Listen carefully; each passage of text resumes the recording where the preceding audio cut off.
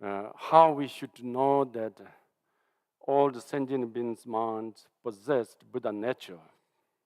So in that case, answer is because ultimate truth kaya, the Dharma kaya, wisdom Dharma kaya is pervading to every sentient being's mind, which means every sentient mind possessed wisdom of Dharmakaya. That is one reason. The second reason is because the suchness is not different between the Buddha and sentient beings, which means the Buddha's suchness and the sentient being's suchness is indifferentiation. There's no difference. And then the third reason is because every sentient being's mind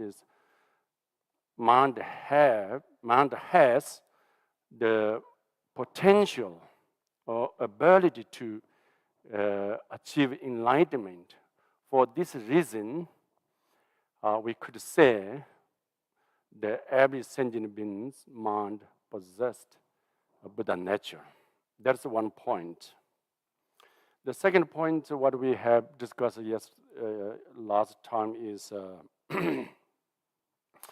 the essence of the Buddha nature. What is the essence of the Buddha nature, or what is the nature of the Buddha nature? In that case, in order to express that, it is presents some examples, just like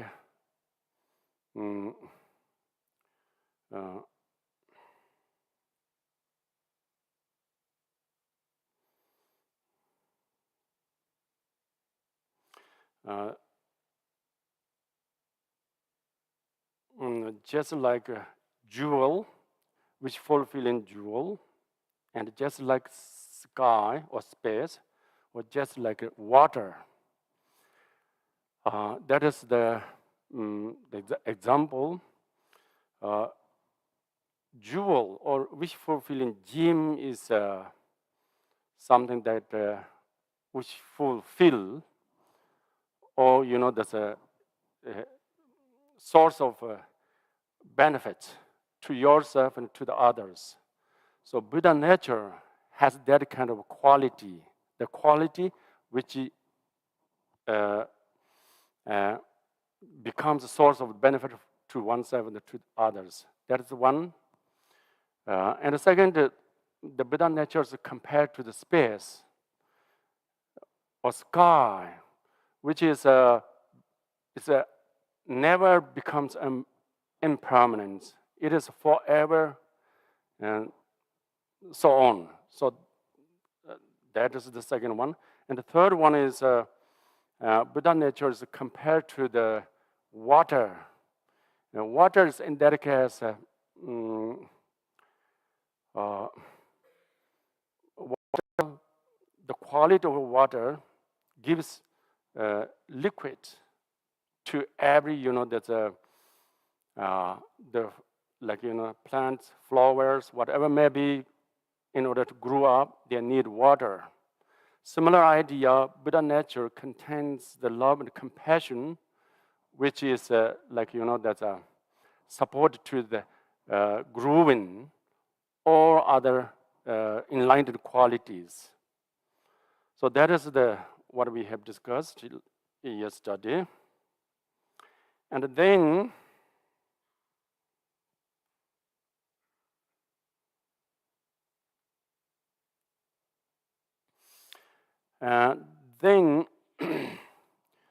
the obstacle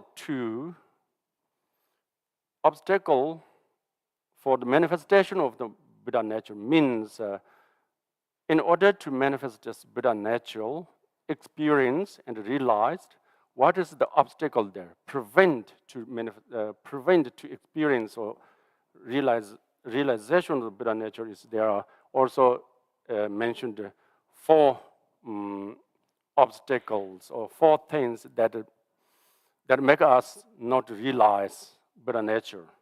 The first one is here says Uh, mm, without having any interest in or devote towards the Mahayana teachings. Even not only that, but some other people maybe hate to the Mahayana teaching. In that case, that particular person have no chance to recognize a nature of the Buddha nature. And the second hindrance or obstacle is if someone who has strong clinging, that which like ego clinging, let's say ego clinging, which is something like, that in that case, ego clinging is the philosophically believe something like, permanent things exist in every sentient being's mind or sentient being's life. That kind of clinging, that kind of belief systems holds in your view. So as long as you are that kind of a person, then you will not be able to recognize nature of the Buddha nature. And then even here says someone who follow the Charvaka path in Buddhist tradition. For those practitioners, even those practitioners be able to liberate from samsara, but somehow due to your path is so limited, you are so limited. So therefore, the fully matured or fully manifested of Buddha nature is impossible, only on that path. And then the fourth reason here says also Patyaka Buddhahood, which is also belongs to the Hinayana tradition, another type of the practitioner in the Buddhism. As long as you are follow only that path, because you are not so concerned about others' welfare, others' benefits, look only your own liberation. So in that case, the full recognition of Buddha nature is not possible. That is also yesterday, day before yesterday, we have discussed. Just I remind you, okay? Then, what is the condition to awaken Buddha nature, or what is the condition to make manifestation Buddha nature in the form of experience, in the form of a recognition in our life, in our mind is first, one has to develop devotion to the Mahayana teachings and practice Mahayana path. That is one condition. And the second condition is generating or developing wisdom. Here mentioned discriminating wisdom, which means actually this wisdom is none other than knowing true nature's existence. That is very important actually, because why it is important is as long as we have ego clinging, as long as we have the, that's any kind of a clinging in the term of the subject, the object separately, or may not understand in the meaning of emptiness. The things are naturally being empty, have no intrinsic nature. Without knowing these things intellectually first, and then slowly it's developed in the meditative concentration, there's no way to recognize nature of the Buddha nature. So see, in this case, it is clear to us, if you not yet realized emptiness, what we call the Buddhist terminology, or egolessness, there's no way to experience Buddha nature. Okay? So therefore, in order to realize the Buddha nature, one has to understand the meaning of the emptiness. Not only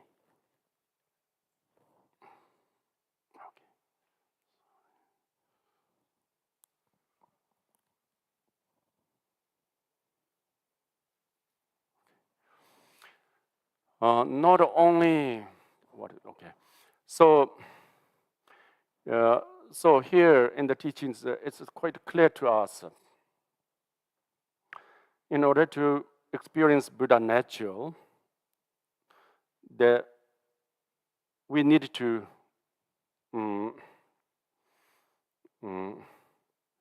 get rid of ego clinging. Do you understand that?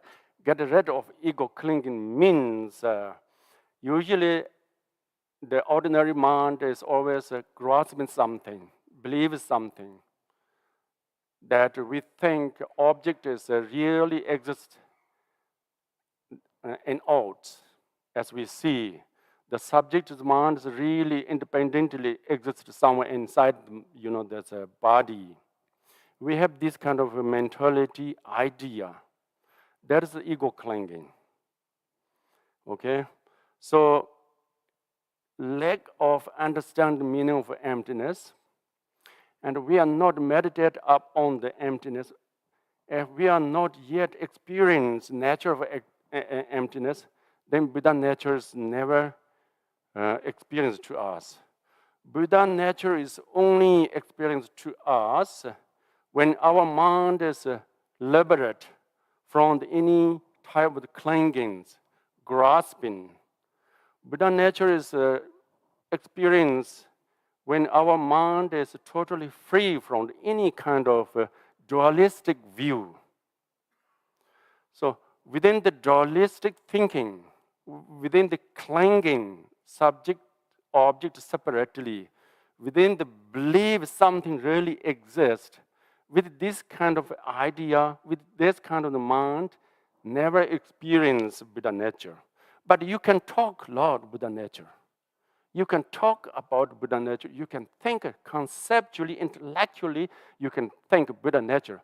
But in terms of direct recognition, experiences only be able to happen to us out of this dualistic view.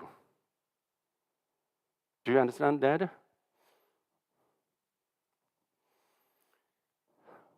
As long as our mind in this clinging, grasping, that is the samsara. Samsara is not exist something funny way, but only the function of the mind. Mind always manifests in the form of the clinging, grasping, and because of this clinging, grasping, is ego, and then all this what we call the afflicted mind, desire and anger or jealous, all this come out of this clinging, grasping. Because of this desire, anger, jealous, ignorances manifested in the mind, our body, speech, mind commit different types of karma. This, where to function is samsara. So here, why I emphasize to this point, the second point, the condition to recognize Buddha nature is developing discriminating wisdom. I see that is quite, that's important to us. Discriminating wisdom sees how things really are. Another terms we say, how things really are is form is emptiness. Emptiness is form. Sound is emptiness. Emptiness is sound. Mind is emptiness. Appearances mind is empty. Yet, it appears as different types of thoughts, emotions. So, deeply understand that, first, through your intellectual mind. And then that what you understand, what you have confidence, gain confidence on it, then you meditate upon that reality. Because this meditation makes it clear and deeper, and eventually you experience and recognition come to that. That recognition is none other than recognize true nature of the mind. That is the Buddha nature. Do you understand that? Just you block the thoughts, not let arise any thoughts, good thoughts, bad thoughts.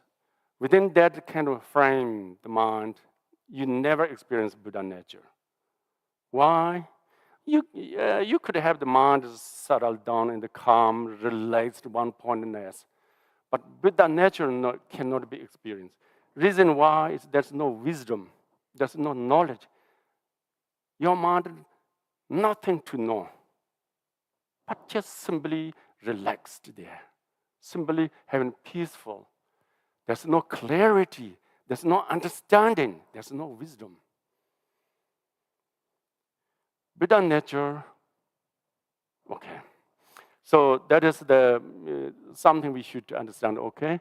So in order to having this discriminating wisdom, what we should to do is, if you have some time, you should to learn the scriptural contemplate.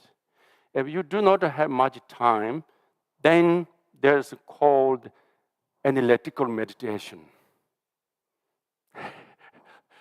That's also needed. Analytical meditation means once you meditate at form of the shamatha meditation, and eventually your mind becomes very stable, very calm and relaxed, you be able to feel your mind is one-pointedness, quite okay. Your gross level of thought subside. You may find that subtle thoughts there, but doesn't disturb these thoughts, doesn't disturb you. And even experience what we call de sarmato in Tibetan. There is quite the sense of joy, bliss in the deep in your mind. Sara is a clarity, luminosity. And mato is non-conceptual experience. Quite okay, that happened during the meditation, quite okay. Then there's the time for analyze. Analyze towards your mind. Analyze not towards to the objects. What is the form, what is the color, no. But inwardly, pay attention slightly within this meditative frame and analyze. Where's my mind? What mean by this clarity? What mean by this joy? What mean by this silent? All each of them, some kind of there is an essence truly established or not? Is there independent in nature or not? Okay, go like this is the way to Mahamudra and Dzogchen approach to meditation. And eventually, you really understanding what we call the Satong Songjo, Riktong Songjo, Detong Songjo. Satong Songjo is a luminosity, experience inseparability with the emptiness. Detong Songjo is joy, which is inseparability, experience in emptiness.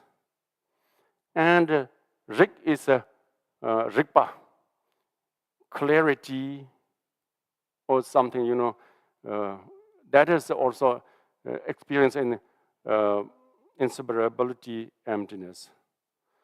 So you see that in the meditation. So finally, you gain confidence. There's no mind. Okay, there's no really mind.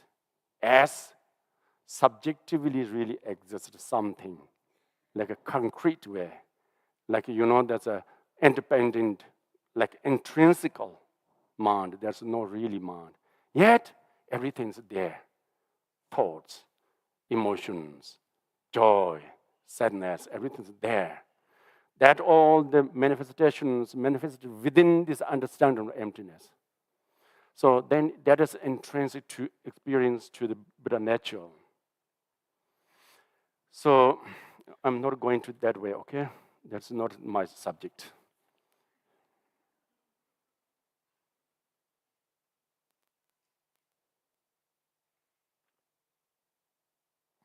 So then fourth conditions in that case, love and compassion. Love and compassion is also the condition to make manifestation Buddha nature in the state of experience. So here, don't forget, having devotion to Mahayana path and developing discriminating wisdom and that meditative concentration also, meditative concentration, and then love when kind of compassion. That is the completed path for the Mahayana and the Vajrayana. Okay, every other the practices, what we're doing, Shene meditation, Jineze, or maybe the Guru Yoga, Mondo are included in that teachings.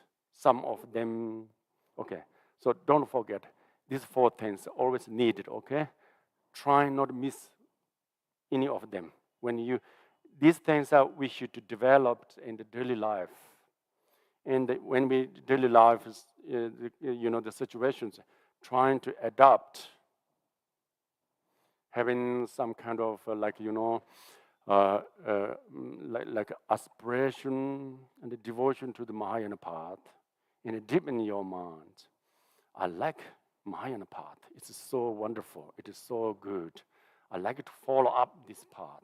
I keep that path in my mind. Okay, like that. Then discriminating the wisdom, discriminating wisdom should develop always. You have to some kind of information from the teachings, but if you are type of intellectual type of the person, you usually find by yourself. Just think about how things are impermanent. There's nothing really permanent, anything. Think about how, everything's just, appearances, manifestations, everything's there. But at the same time, there's nothing really exists. That's true. That's not just a religious and a philosophical concept. It is reality of existence. Whatever may be, you look at the outer objects. It appears to us there is real. But you check, you analyze that object, you will not find any single object that which is really exist. That which is really, the independent nature there. That which has intrinsic nature. No, not at all. That's the reality of a thing. That reality of existence. Look at the tree. You see the tree. I see the tree. He or she see the tree. We can talk tree together. We can touch the tree.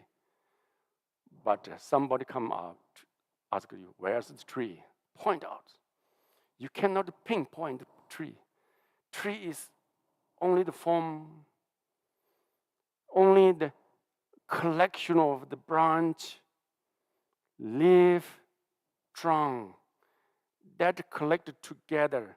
This collection, on that collection, we mentally input the name of tree on that. So everything's your mind, your mental projection. There's nothing real. if you check where's the tree on that object, you cannot find branch is not tree, leaf is not tree, tongue is not tree, ups, downs, there's no tree at all. Tree is just your mind mad and put it on that object. So we have the tree. So that way samsara is illusion. That way everything's our mind. If you understand that how tree appears to us, and in that case, then everything's the same. Do you understand that? This is quite easy. It's really easy. Everything's the same in that case. Everything subject is mind, object is any kind of object, like myself. I'm here. I was born. I grew up. I'm here. And like, my name's Karma. I have identity. I have name. But where's the I? It really had to food inside, outside, in 5 seconds. There is no, you never find any self called I-ness. See, so selflessness realized finally, at least intellectually, there's no self. At least intellectually understand first. There's no self. There's no object exists as we see, as we believe. First, intellectually understand that. As long as you intellectually understand that much you have freedom. You can relax quite well. Oh, whatsoever may be, things are just like that. There's nothing serious.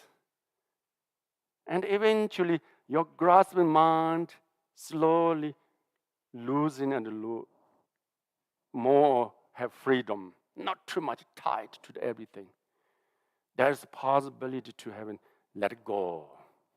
Let it go. Okay. Whatever maybe comes, just come. Whatever maybe goes, just go. Let go it. Because why? I have deep understanding meaning of these things. I do not have too much worry about these things.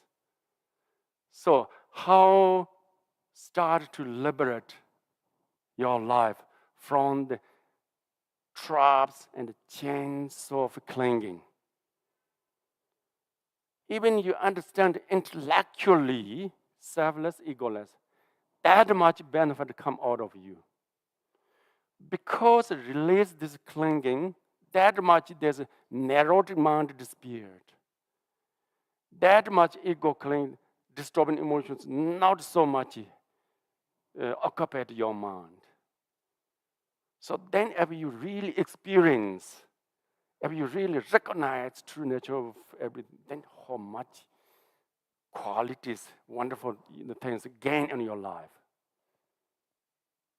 Even intellectually you understand these things are very benefit. So therefore, usually when I talk in any kind of teaching, I emphasize that part of teaching very much because this is very essential, big backbone of the Mahayana and Vajrayana path.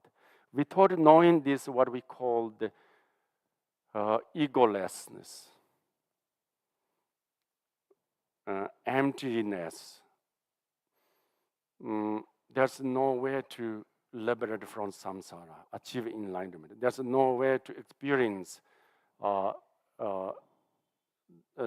Buddha nature. We thought if you missing that deep wisdom during the practice in your life, you can have a lot of good things also. Loving kindness, compassion, development mind is very nice. It gives a lot of, there's a benefit to yourself, to others. Have you a lot of positations and recite mantras, all these wonderful practices, if you practice whole life, that gives a lot of benefit, result in this life, as well as that it becomes good karma for the future lives and support to the enlightenment for manifestation to form kayas. But somehow, if you missing this point, wisdom it is really essential things in wisdom. I'm a myth. I'm just talking nonsense. It's a nonsense, but it's not subject to mind, but it just come to here. Do you understand that? And the Buddhist main point is to develop the wisdom, love, compassion. Love and compassion and wisdom. If you practice Mahayana, if you practice the Vajrayana, all wisdom is very important. Even what makes Buddhist is different from other religious and philosophical, this wisdom. What we call the wisdom. They talk about wisdom, but it's different terms, different types of wisdom. Buddhist wisdom is very unique to see how things really are, true nature of the existence. Whether you accept or not, emptiness. Some people don't accept the words of emptiness, but whatever may be, it's okay. Okay, sorry. Now we come to the actual today's teaching.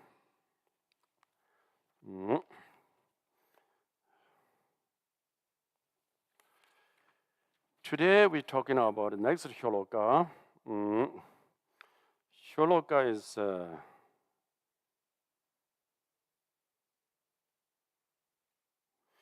here. This shloka is we already finished. The fruit is perfection of the qualities of purity, self, happiness, and permanence. Weariness of the suffering, longing to attain peace. The devotion towards this aim are the fruit and the function. Do you see it in your text?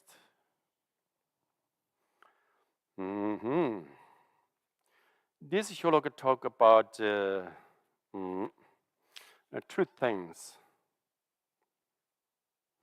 The first one, this shloka talking about the result of the Buddha nature, means when Buddha nature is fully manifested, fully recognized, and that is the then what is there? That is the one point. And the second point is what is the function of Buddha nature? These two things explained in this shloka.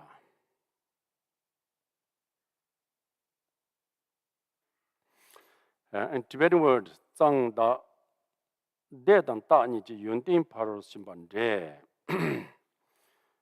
In English, the fruit is the perfection of the qualities of purity, self, happiness, and permanence. First, we got that two sentences. The fruit is the perfection of the quality of the purity. And the translator is the perfection. I would like to translate transcendent. More transcendent is much better the perfection, because in the Tibetan word here, parorchimba.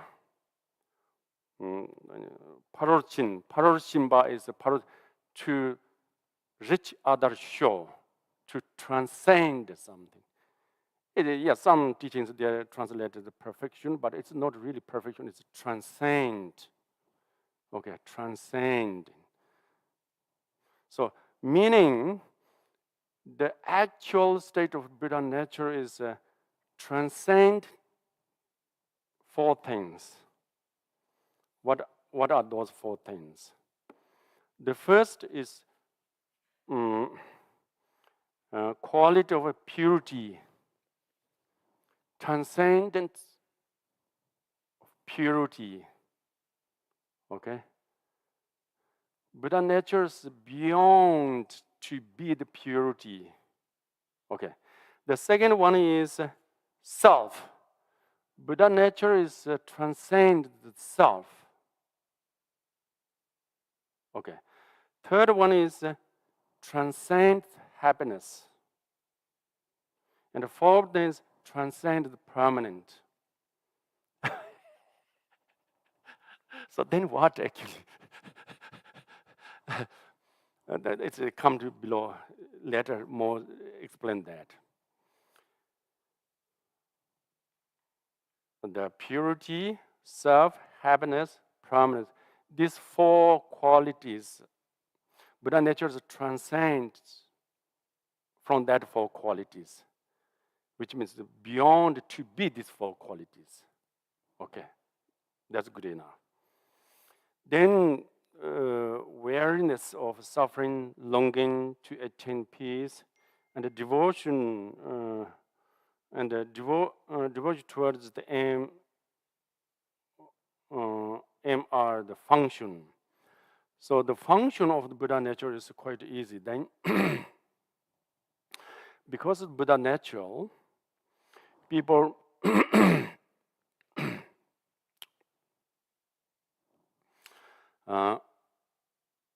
people could have the renunciation to the suffering. Because Buddha nature's function, then there's the people wish to attain enlightenment, long for the enlightenment, or long for the attain peace, and because of Buddha nature, the function of the Buddha nature, the devotion to the Mahayana path, all these things happens. This is the function. Okay. Now we come to the next shloka, which is a little bit more detail. Briefly, the fruit of purity cause fully divides into the remedies for the antidote, which in the turn contradicts the four aspects of wrong beliefs which regards to the Dharmakaya.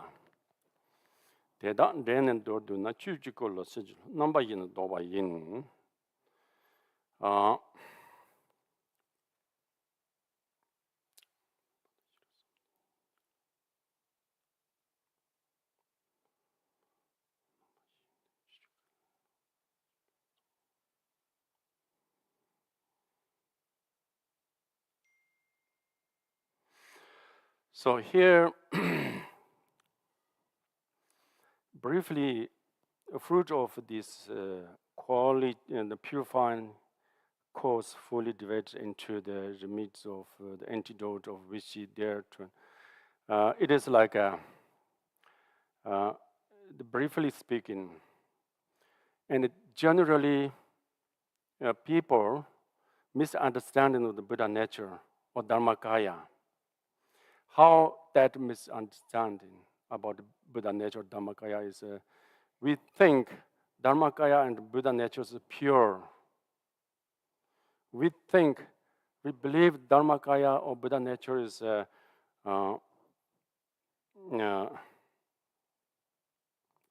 self. We think Dharmakaya and Buddha nature is the happiness or the bliss or joy, nature of joy. We think Dharmakaya or Buddha nature is permanent. Okay, these four mistakes happens to us, and usually. Do you understand? A little bit confused, yeah? Okay, we wish have something in the do number ye in the Chochok chipe, Zangwa Dada, Taban Umbrashim, Sijulo, the Dotabas. Number ye, that is the exaggeration to the Buddha nature. And we think Buddha nature is something like, that's a self, that is exaggeration to the Buddha nature. And we think Buddha nature is something kind of self, that is also another exaggeration.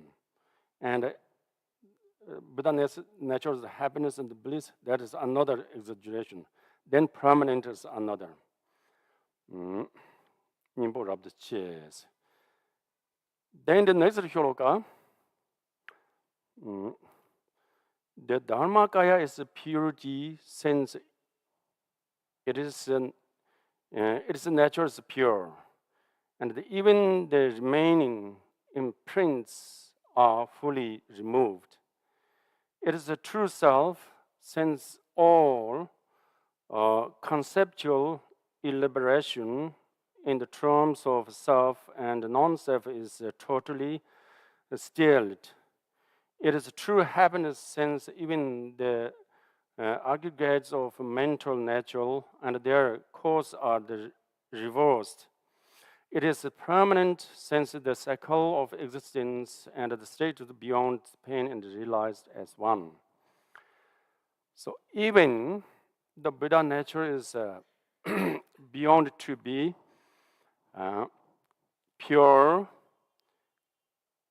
self, happiness, joy, but somehow that Buddha nature is, it is like, how to say, in Tibetan words, like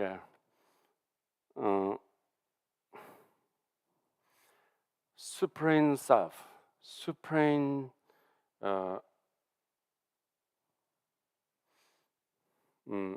purity. Here we should know that that it's like it's ideas like that from the ordinary person like us to the every religious concept, philosophy concept, particularly in the Hinduism, and that's the ultimate something that's what they should obtain. They think the pure self, happiness nature or joy nature, and permanence. Okay. That concept about these things should be transcendent in Buddha nature. Another way to say, in the terms in this shloka, Buddha nature is pure. Here say, Rangyin takchir bakya pansa tsawani. Buddha nature is pure. That purity is not purity of conceptually inputted one. Do you understand that? Go beyond this purity. It is real pure, ultimate pure. No? Like extraordinary pure. Or maybe we could say transcendent pure. Okay, Buddha nature is transcendent pure.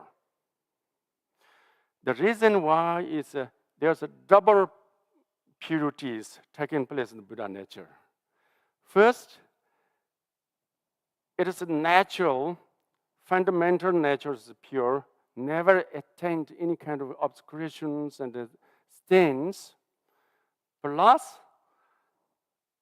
the temporary, what we call this obscurations, stains are removed.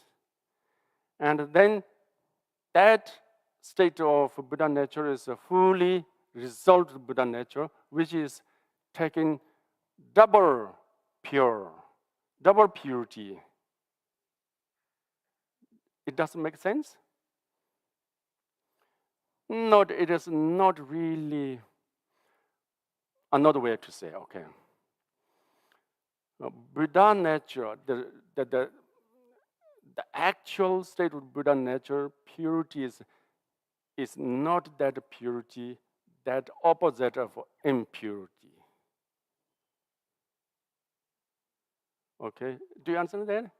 Usually, we say this is pure, means because it's something, there's impurity, impure something. Comparatively, it becomes pure. Okay, it is conceptually, compared to things, and choose one say, oh, this is pure. That kind of pure is in the conditional pure, not perfectly pure. It is not transcendent this conceptual level of the pure. Do you understand?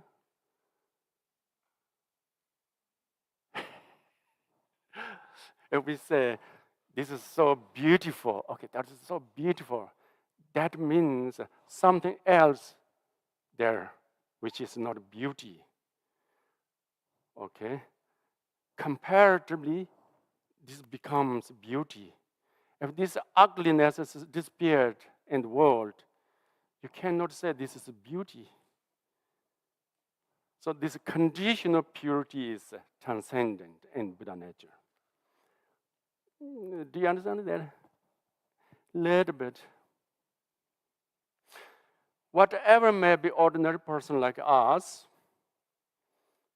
something, think this is pure or beauty, that is the conceptual level, inputted one. Okay. Then the next one is, so that way, Buddha nature is supremely pure, not just ordinary prayer. It is extraordinary, supremely pure, the double pure. Double pure because Ranghi Namda, first naturally pure, and plus there is, there's a remove all this, what we call the obscuration.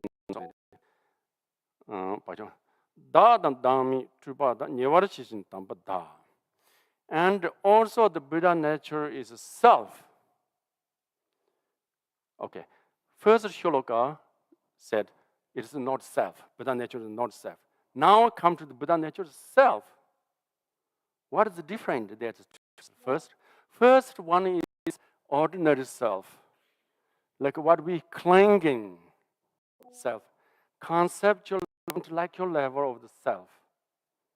Habitually, we cling in self. That kind of self that's transcendent in Buddha nature. Buddha nature is transcendent within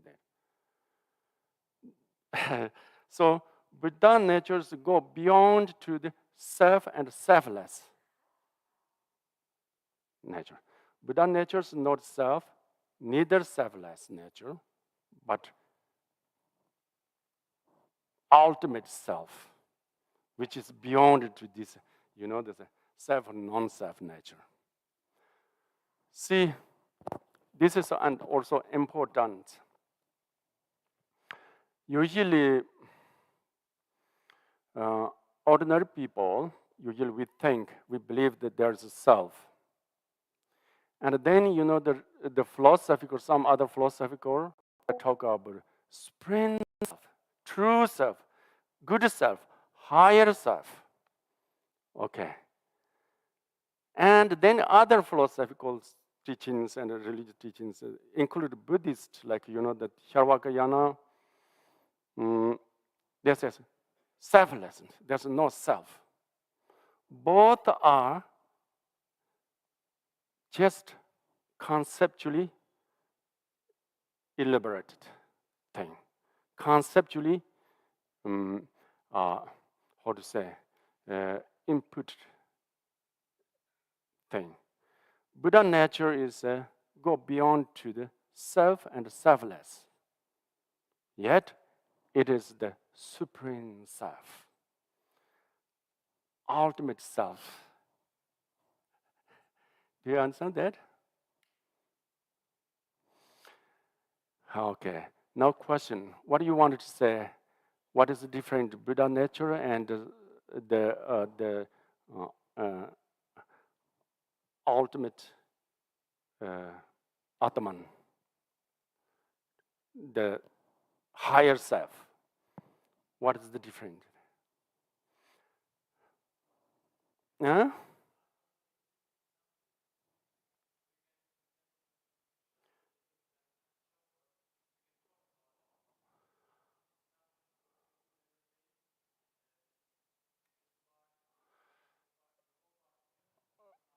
Yeah, whatever maybe that's, here, is talking about unconditional self.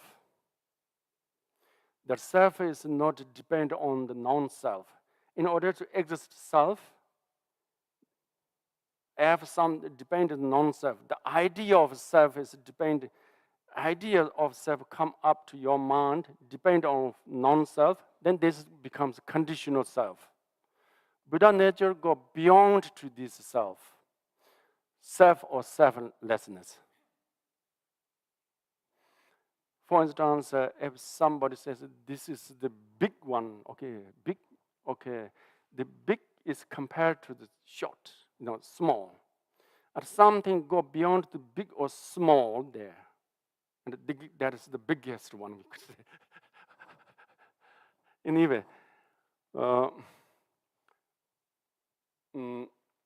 you could call the Buddha nature is a true self, okay? You could call that. If somebody asked you, is Buddha nature the self? You could say, yes, Buddha nature is a true self, real self. But then you should understand the meaning of the true self is it is not self that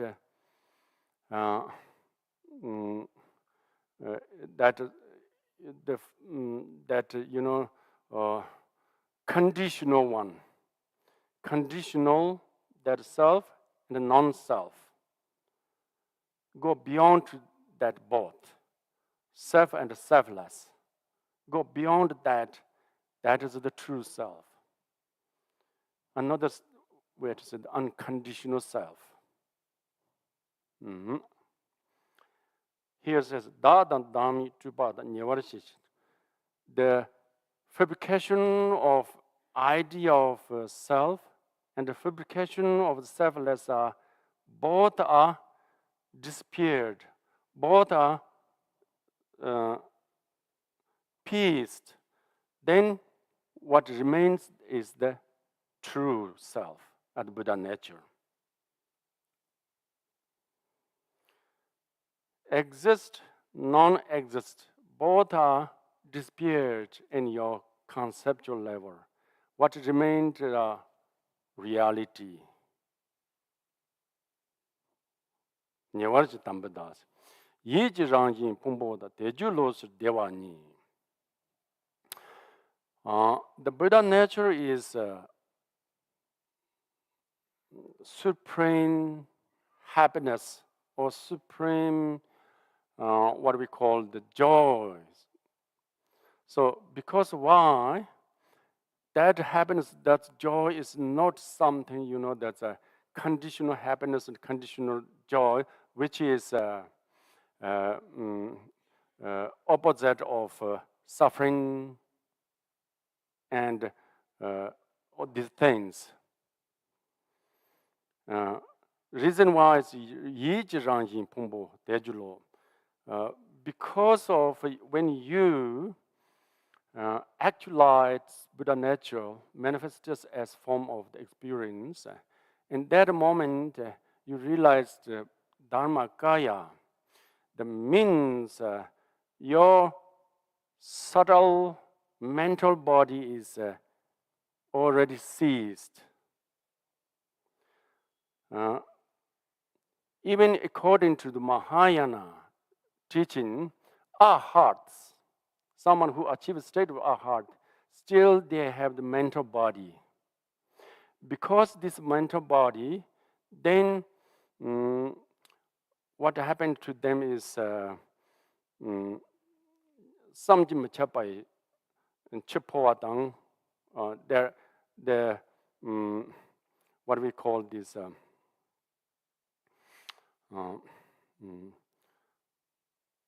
very subtle impermanent taking place in their mind because of this mental body. Very subtle impermanent taking place. Because of that, there is some kind of karmic accumulates happens. Even this karmic accumulation that karma is not really karma, but it is some kind of what we call this uncontaminated karma happening in their mind. Because of that, that subtle death and birth still having their mind. Even physically, they are not born. Physically, they are not die, the hearts. But in the subtle level, that's taking place, impermanent taking place, then the rising, the ceasing is still very subtle way. So, and someone who realized true nature, the Buddha nature, all these subtle conditions are ceased, completely become peaceful, cessation happens in their mind. So therefore, what they experience is a supreme joy. The experience is a supreme, ultimate happiness. That happiness, joy is not dependent on any, conditional things. Okay. And the next time is korwa tang nyangin de nyamba ni ji to is das. And Buddha nature is the permanent. Again, above shloka says Buddha nature is not permanent. Here says Buddha nature is permanent.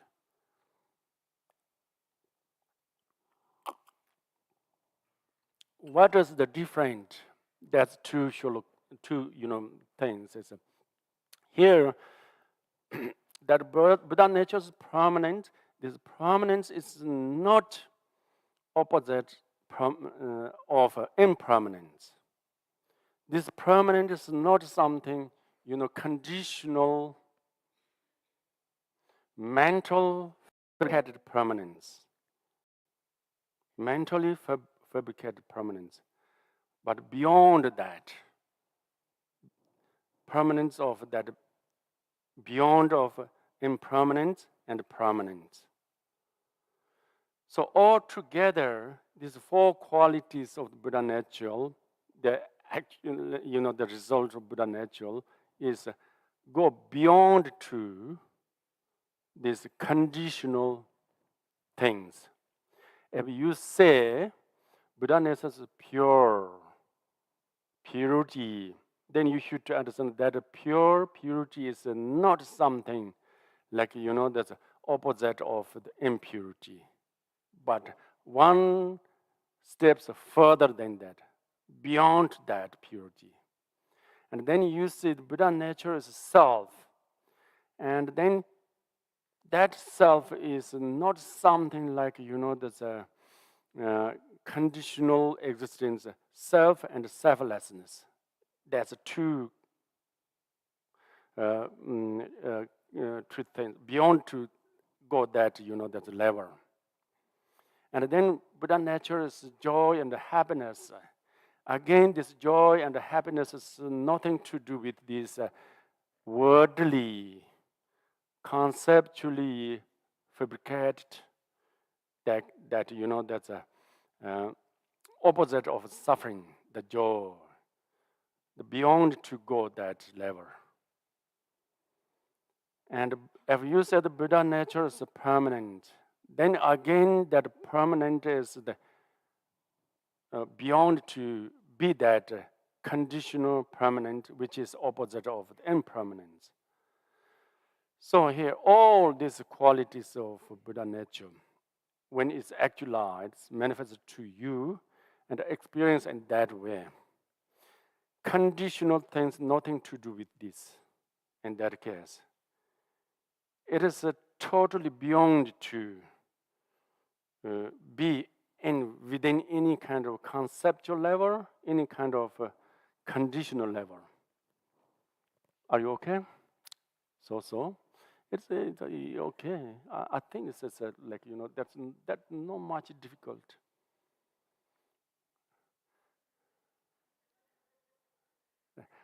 We should say, if you discuss somebody, your Buddha nature is permanent? You answer is yes, permanent. That permanence is not your permanence. What you believe is permanent, beyond to that permanence. And then somebody asks you, Buddha nature is self, true self? Yes, it is true self.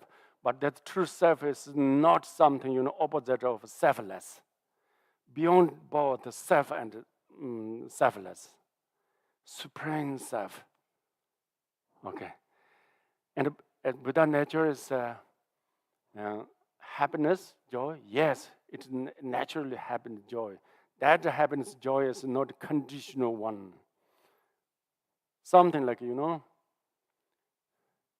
it is something we are talking about transcendent thing. Usually, whatever may be in the worldly conversations, ideas always dependent, always dependent. Like, if you say, our conceptual thoughts working with, like,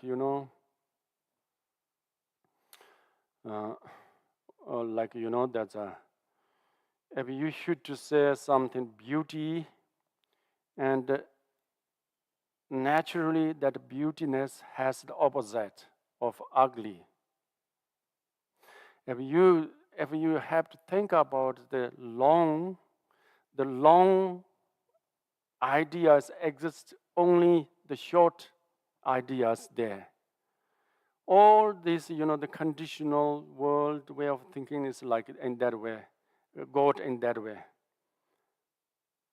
Comparatively, and the Buddha nature is to go beyond that conditional, conceptual level. And then, the next shloka, Daksik malu shirap chiche de simchin ses zedin shit min dedar loze sanchu tin tomne papa korwa nyangin de lamdas.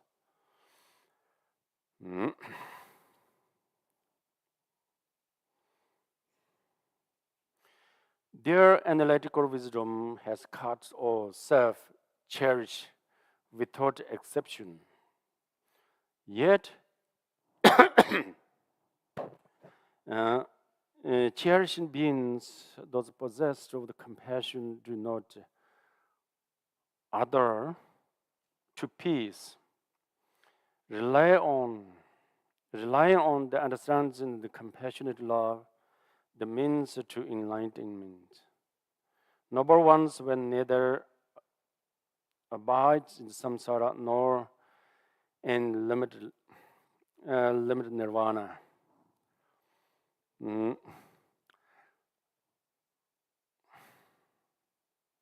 So this shloka is talking about once you actualized, or once you experience or realized the Buddha nature, which is the true nature of the mind, or true nature existence, then that kind of person, that particular person, what happens after that is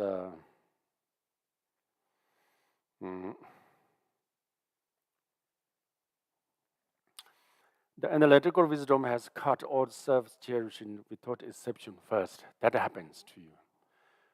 Analytical wisdom, in that case, just wisdom. You have the developed wisdom which sees how things really are. The things are emptiness, empty of nature. Clearly, you not only the seen, but experience and recognize. Because of that, there's no self-clinging happened. Ego clinging never taking place in your life, in the mind. So because of that, you never happened that, self-cherish thoughts arise in your mind. There's nothing clinging. So therefore, for instance, there's not really you realize there's no self at all in your being. Then who's going to have an idea to cherish oneself? No, not at all. There's no self. Because this self-clinging is already rooted up, cut off. Since self-clinging is rooted up, the cut off, there's nowhere to happen that these self-clinging things happened. So then, desire for cherishing never happens. This there's a noble being. And then second sentence says here, yet cherishing beings, those possessed of the compassion, do not adhere to peace. So that particular noble being never rests in nirvana, never rest on the peace in the nirvana. The reason why is you have developed love and compassion in many karpas or in many lifetimes. Because this the power of love and compassion in developing your mind, you naturally have an idea or the desire to cherish, make happy, make benefit for the others. So then, understand the component, okay? Noble beings were neither. So because of that kind of bodhisattva, noble beings never exist in the samsara, neither in the nirvana. That mentioned yesterday, the day before yesterday. The Mahayana practitioners, if we go on the path of Mahayana, the result is free from both samsara and nirvana. It is, of course, free from the samsara because you understanding the samsara is empty of nature. There's nothing to, that clinging, there's nothing to, grasping on it. Without clinging, grasping, there's nowhere to arise any kind of desire and attachment. Because of that, you have no causal condition to be born in the samsara. Then then that kind of noble beings be born in the rest in the nirvana. No, that you are not resting in nirvana. The reason why is again you have strong compassion and not let you stay in the nirvana, enjoy yourself, but you should come back to samsara. And yeah, but you are not belongs there. It's funny. You are in the samsara, you are not belongs there. You are.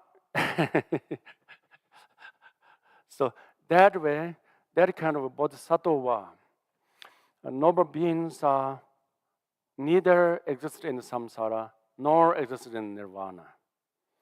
So not abiding in the two extremes of samsara and nirvana. So in that way, so one be able to benefit, do benefit countless sentient beings, and that's a countless karpas, long time. So because of that, that way, no matter how long you stay in the samsara, the samsaric quality and the samsara faults never stains you. Reason why is you are not really belongs to samsara. You are not, that's the person who is born in the samsara. Lotus flower is born, it grew up in the muddy ponds. But lotus flower never touched, the muddy, the dirty water.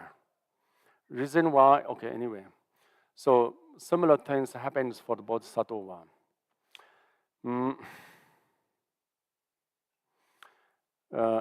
the lot of, there's Buddhist deities, including like, Vajrayogini, the standing style is one foot is up and the others are touching the ground. That is symbolically tells us you are touching the samsara, but you are not belongs to samsara, nirvana, it tells something us. So that things happened.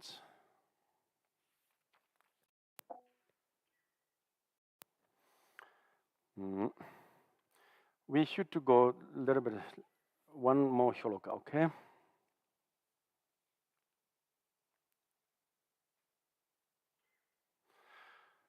If the Buddha's elements were not present, there would be no remorse over samsara, and there would no longing for nirvana, nor striving the devotion towards this aim.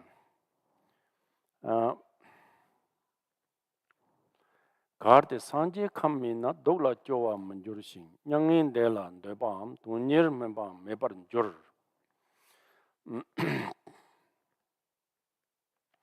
This shloka talk about if there's no Buddha nature sentient being's mind, then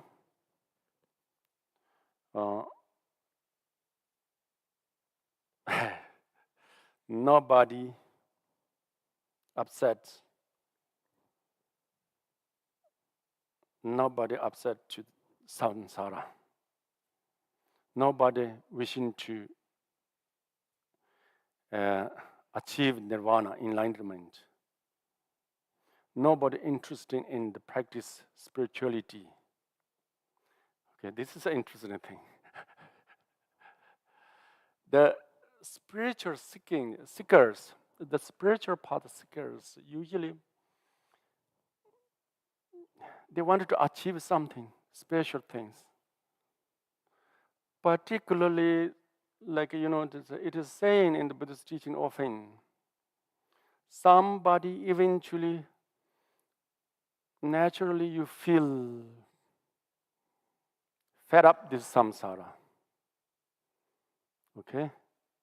Just don't see any, that's a value in the samsara.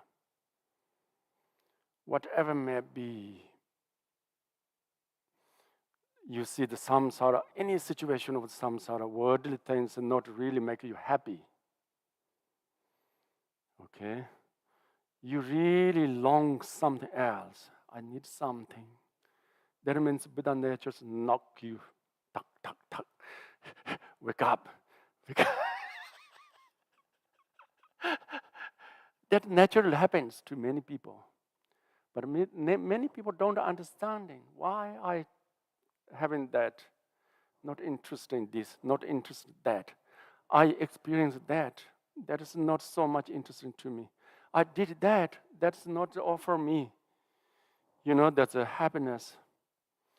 And that's I search everything, but there's no value in anything. Really, in that case, it is time to use seek for the Buddha Dharma. Your being, your nature, your mind naturally renounce to the worldly things. It's natural developed. This is the quality of the Buddha nature. Manifests in that way. But many people miss the chance to get into the path of enlightenment.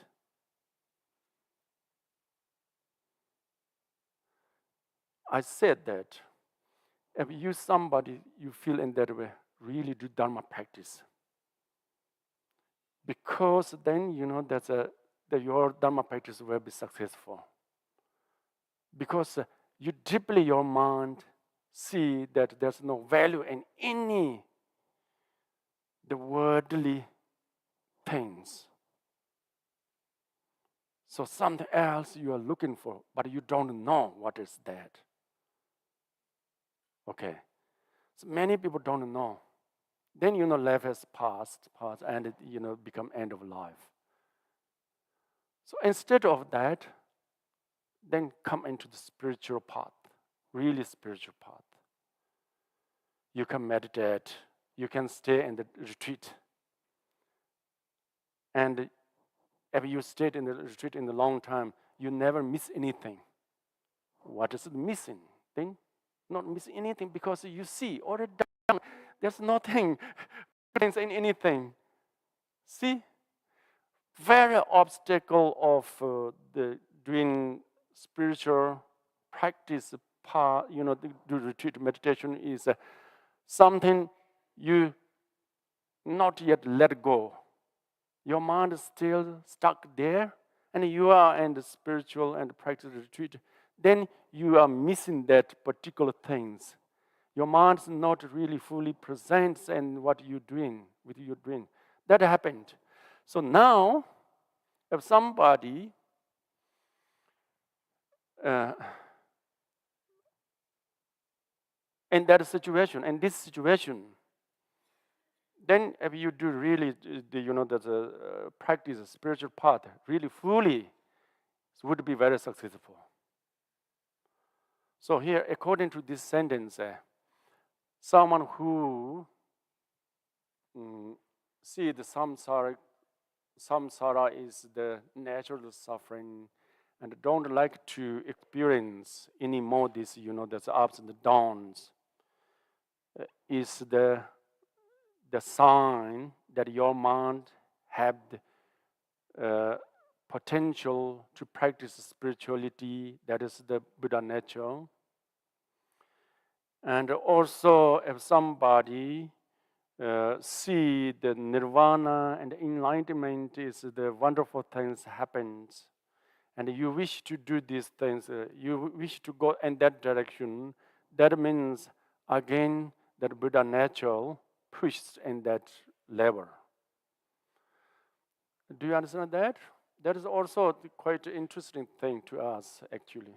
Quite an interesting thing, and to know, to understanding. Sometimes there's people ask me, or sometimes I get messages talking about these things. And in the worldly things, I don't have any interesting now. What I should to do. Yeah, this kind of experience to many people. So don't stay there. If you stay there, then you get depression. Okay? You do something more interesting thing. Okay? Then that particular person is really becomes a good spiritual practitioner. It's real. That's really. So I said in the first time, it is Buddha nature knocking you. Don't sleep.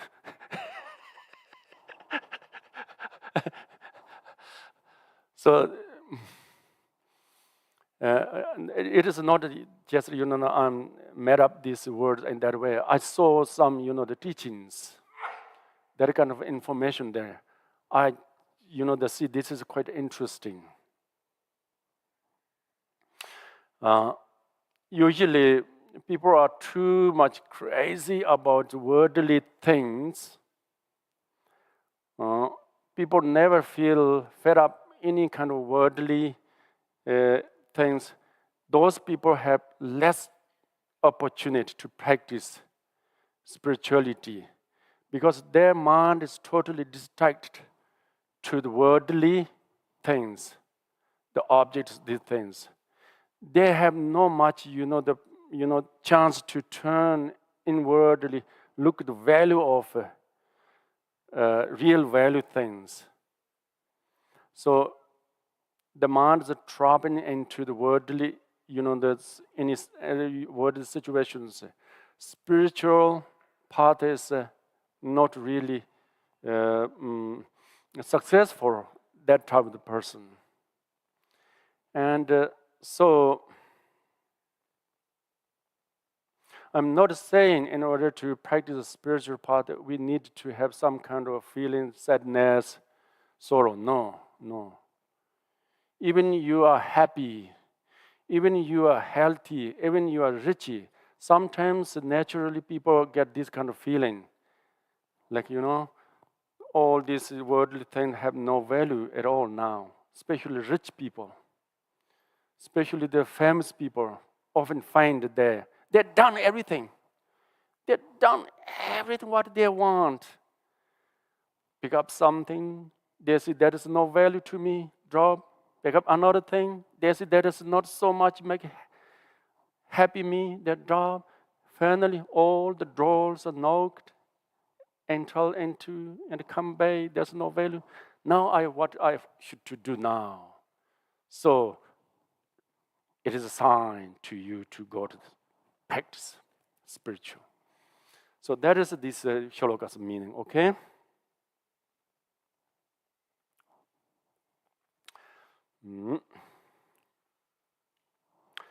So I think we should stop here. Maybe you wanted to discuss a little bit all these things. We have to go in that way. Buddha, this chapter is, in that way. Maybe you wanted to. Here is one question. Yeah. Khenpo. Lama, you said the Buddha nature, it's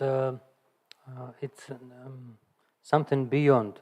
Is it the mind condition, or if it's the mind condition, so there is something non-mind condition? The Buddha nature including mind, or Buddha nature beyond mind. So in this case, what is the mind if compared with the Buddha nature? Mind is the manifestations, just appearances, and that's a dualistic views, dualistic thinkings here and there, and good and bad, and that's happy and sad. All these things mind function, and the nature of the mind is not this is appearances aspect. So when you really realize the nature of the mind, you are gone beyond this category of conditional things.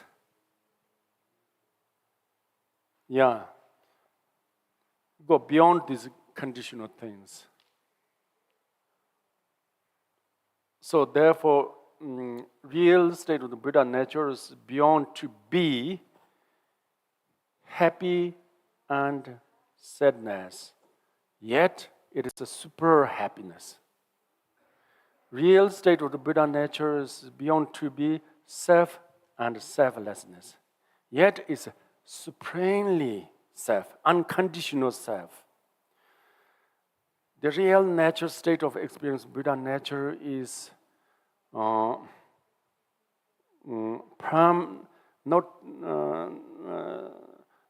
to be within the permanent and impermanent, but it is beyond to being that that's a permanence. It is supreme permanent. Is it mean the Buddha nature is the root of everything? I mean, is it everything is appear in the mind which belong to Buddha nature? Buddha nature is source of everything. Why not? Yes.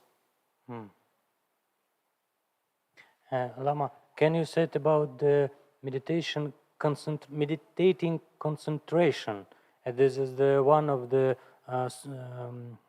the condition to realize Buddha nature. Condition. Meditative concentration is quite easy. Meditative concentration is beginning with Hene meditation. Okay? Beginning with Shamatha meditation. This is always needed. This meditative concentration may not have much explanation, but you should do it. Like there's some kind of techniques, some kind of instructions may be there given you by the teaching and the teacher, but mostly like Shene meditation, begin with Shene meditation, It's a like it's a you know that's a make it progress slowly, slowly. So it is like that first you should to learn how to aware of the breath. Yeah, everybody knows. And eventually you should know how to settle down mind by itself without using any technique. Yeah, that can be happened if you go regularly meditation. And eventually you should learn how to meditate within this activity. Be aware of all, that's awareness taken within these, activities. Just slowly integrate the awareness presence to your bodily activity and verbal activities. Step by step, learn that. Mostly, the meditative concentration should be done in the sitting meditation. And the sitting meditation, I'm not asking you to do that immediately, long time, hours. Maybe begin with 10 minutes and 15, 20 minutes. Trying to do regularly. If you do more, and then that it happens to you. And then meditative concentration experience like, calm, relaxed, one-pointedness, clarity, joy, and all this, experience come out of your mind naturally. So that is the meditative concentration. Meditative concentration becomes a very basic thing to practice actually. And then, the focus. And then this concentration support to the wisdom. Okay. Yeah. Whoever maybe. Yeah, come. Yes. Khenpo? Khenpo? Yeah, yes. Whatever maybe. On the right side. Yeah.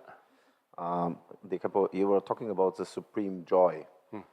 So I guess that our Karmapa might have it. Is there some explanations how it feels the supreme joy or how it is experienced? Or because our conditioned joy is, if you see somebody laughing or smiling, you think he or she is a happy person. And if you meet an extraordinary bodhisattva, is there some explanations how they perceive this joy? What is the question? Question's what? The question is there some explanations? Is there something, how do they perceive that joy? I mean, difficult to explain for sure. Experience joy. It is not joy, it's really, there's a...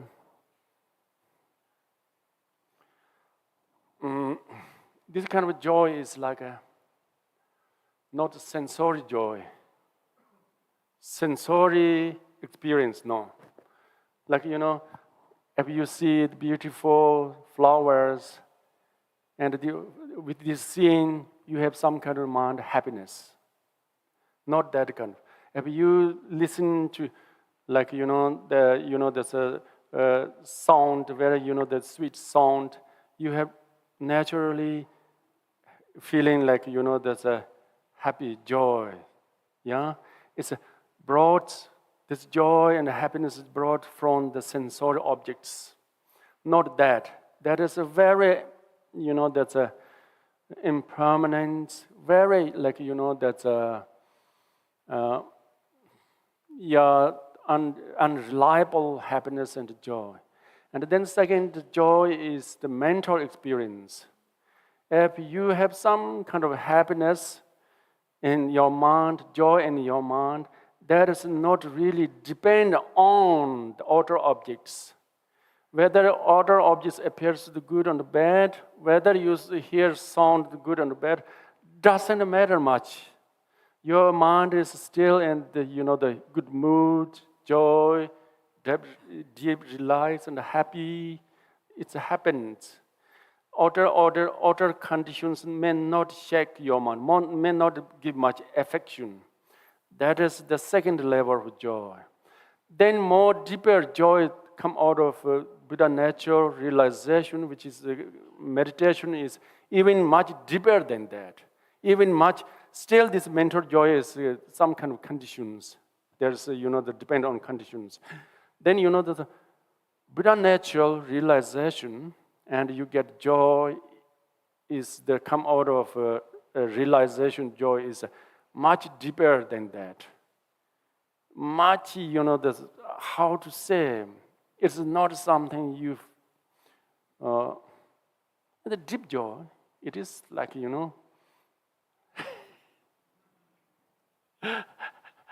yeah, okay, you guess?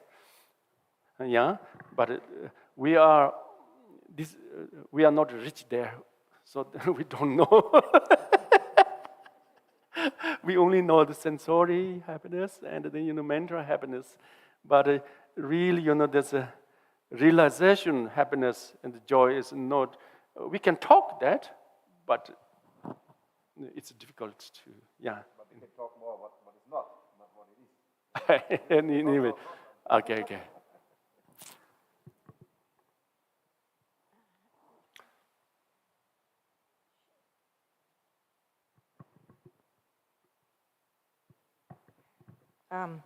Yeah, what I ask myself is, so all those supreme qualities like supreme joy and self and permanence and so on, they have to do, I understood it like that, with the mental body, which has, the mental body has to be very supple, yeah? And in order to have those supreme qualities. Yes, sir. And this is reached through meditation. Yeah. Yeah. At the end, reach to this level is only the meditation. Yeah. Deeper meditation, yes. Okay. But what came up in my mind, has it also to do with the sense faculties? I mean, are the sense faculties, or better to say, sense perceptions, Sense faculty. Are they also transformed? The sense yes, perceptions? Eventually sense faculties is transforming. And also like maybe the visual faculty.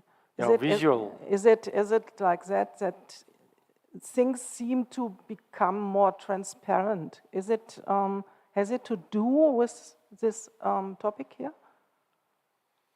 When you recognize Buddha nature, then your question is what happened to the sense objects or what?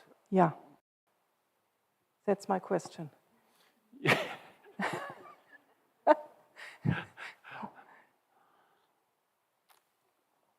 Because I'm sure a Buddha perceives things not like us. They have another perception, or not? Transcendent. Go beyond to seen and non-seen.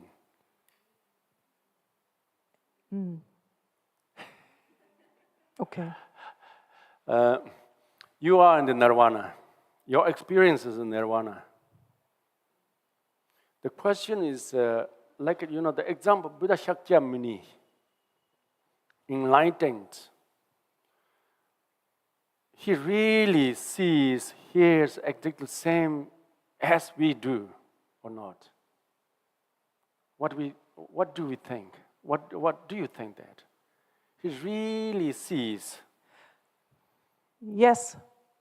He really sees what we see and what we hear, exactly the same thing. Yeah. But when I meditate, sometimes it happens to me that maybe the visual perception changes to more light and transparent. And I was wondering if this has to do with the transcendence of my visual perception. Yeah, I think so. Transcendent does not mean something transform. What I'm thinking, according to Third Karma Paranjung Dorji's text, Enlightened beings see exactly what we see. Enlightened beings hear exactly what we hear. The perception does not much change. Okay. Okay. What changes are, for us, as long as we see the immediately grasping minds arising there, clinging, grasping, and discriminating things happens. Good and bad, like and does not like, all these things happens. And enlightened beings just see things, at the same time, they directly recognize that things are empty of nature. There's not much involved, of course, not absolutely not involved any mental discriminating and grasping things happens. But at the same time, they have the wisdom, what we call the discriminating wisdom again. The wisdom knows everything precisely, what is not what. Precisely understand that. Okay. For instance, if you ask enlightened beings, 2 plus 2 equal what? They would say 4, unmistakably. Even they have no idea, there's a thoughts, the concept is to calculate that, but somehow mysteriously, mystical way to solve all the problems. Okay. So this is this come to the end. The next chapters. It is really, unconceivable things. We should meaning of unconceivable. The ordinary concept, ordinary mind cannot be think about how it's happened or not happened. These Okay. things. Thank you. Oh yeah. Yeah.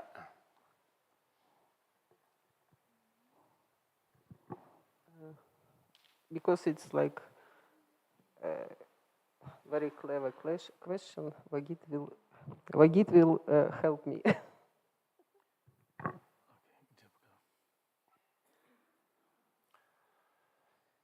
So the question is about these lines from откуда это?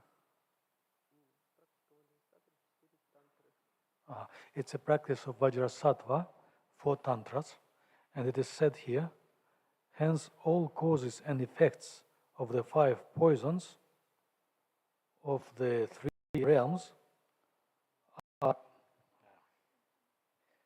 annihilated within the sphere of primordial wisdom, and the Buddha's activities are all accomplished.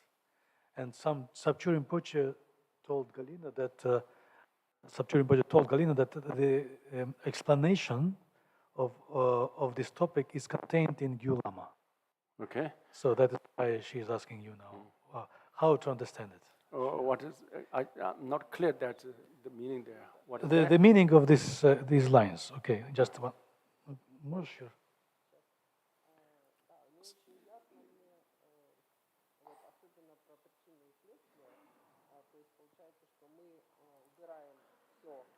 Okay.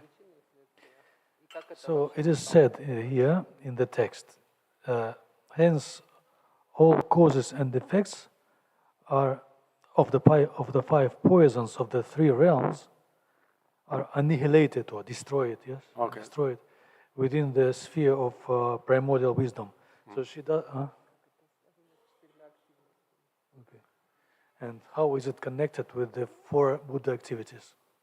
Buddha activities come to the last chapter. The last chapter.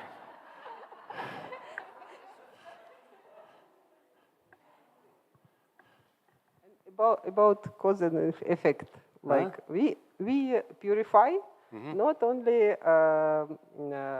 effect but everything, yes, and causes in this yoga tantra. So this is how it's happened. effect for what? To what? Like both we purify. Yeah, purified. This is not very clear for me how it's happened. Purifications. Yeah. How it happened. Both causes and effects. Yes? Okay. So usually we remove the causes. Yeah, yes. But here it is said that we also remove effects. What is the meaning of it. Yes. Cause is usually we say the cause and effect should be removed. That is the cause is the negative karmas, negative activities, and the result effect is the suffering of this come out of the negative actions. We practice Vajrasattva, the Vajrasattva power to practice Vajrasattva, we be able to remove both cause and effect together.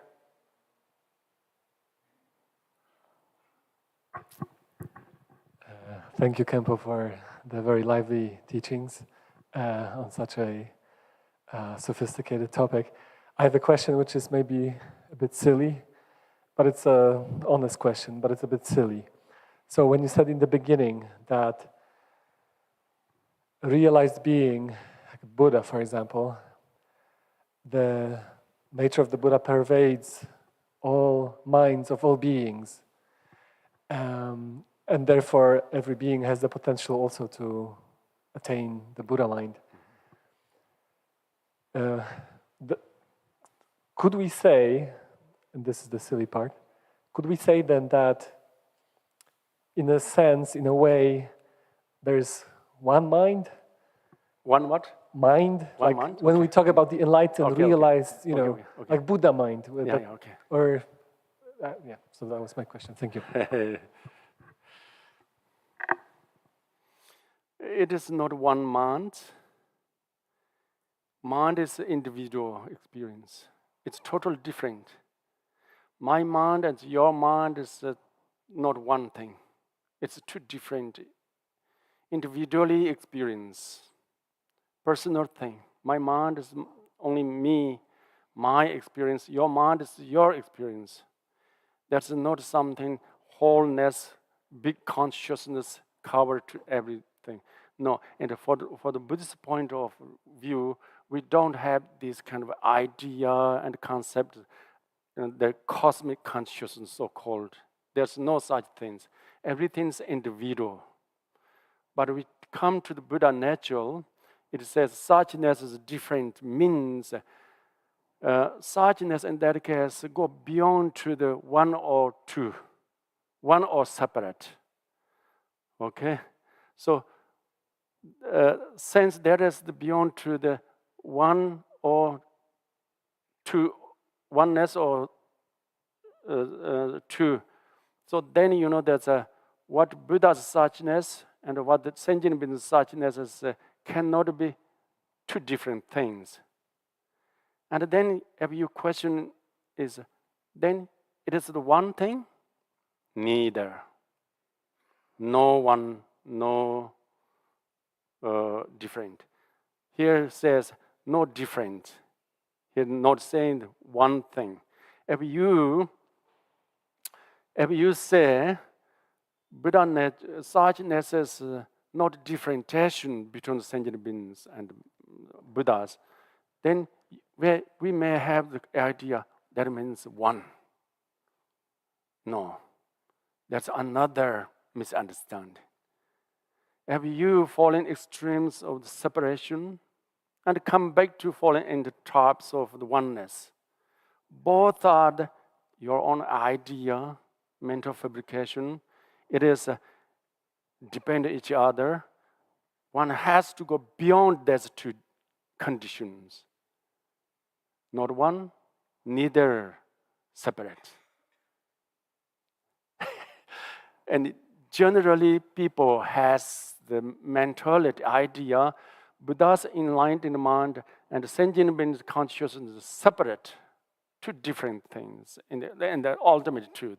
So then, in order to that, remove that idea, and the teaching says, suchness of the Buddha and the sentient beings not separate, but it not accept, the oneness. It's not, that's a established point, oneness, one thing. So, my answer is every sentient being has its own mind. Mind stream, different ideas, different, the experience, different thoughts. It's clearly different.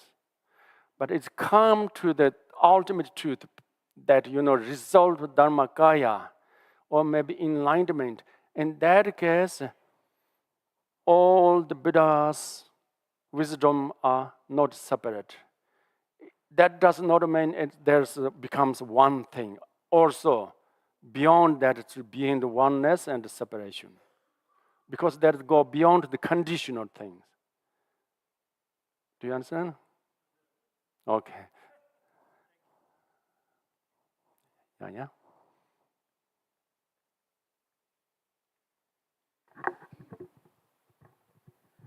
Thank you so much. You told about that if you're tired about samsara, you should go to practice spirit.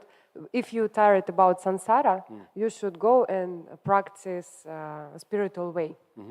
And I want to clear for me understand this meaning that you mean to go some kind of go to monastery and practice, or go to your own retreat in room or in mountain, or what do you mean when you told that? My meaning is depends up to you.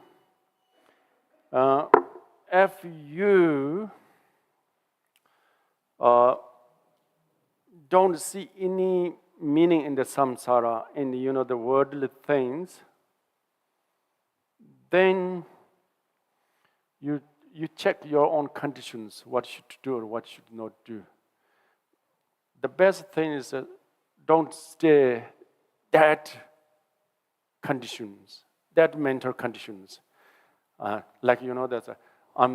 There's no interest in my life. Any kind of, the activities, worldly things have no interest to me. Don't stay there. Okay. Since you already see all the worldly things have no meaning much, no, that's interesting in you, then why you should not change direction to more focusing to the spiritual path? Is the spiritual path in helping to others? No. Is the spiritual path is on the helping to others? Helping to others is one thing. More, trying to meditate. More trying to focus love and compassion to inner qualities. Let's see, the outer things are no value for you. Any outer things. Maybe trying to look inside, trying to develop your own mental qualities like love, kind of compassion, practice, meditation. Do these things. Do you understand that? I hope. Yeah. So the many people don't know what to do then. When they see that, that's a worldly things not helps to them, not value them, not give any, comfortable life, happy life, then they don't know what to do. Then, that's eventually they get depression and these things happens. My advice is don't stay there. Since, to do something. In that case, I said, that's your Buddha nature knocked you come to the spiritual path. And the spiritual path, in that case, you do not have to go to the monastery if you don't like. Again, this is another samsara to you. Really. I mean, being in the monastery is not that much interesting. Again. And you go up to the cave, it's not that much pleasant place.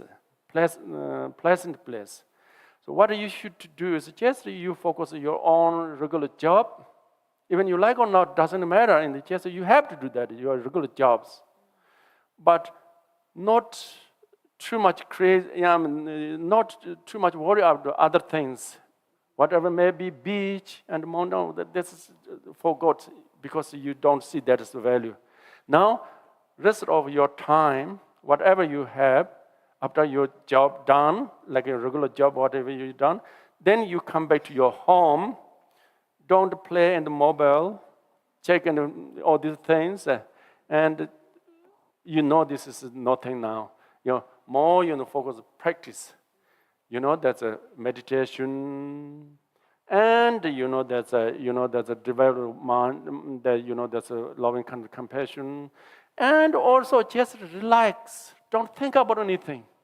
Just relax yourself, stay. Just there's having fun with space, trees, mountain. Just feel that nature, but you do not have to find value in it. Just enjoy. Don't search anything. Don't search anything. Just that's enjoy, stay. Don't think. In that case, stop too much thinking. Okay? Stop too much thinking.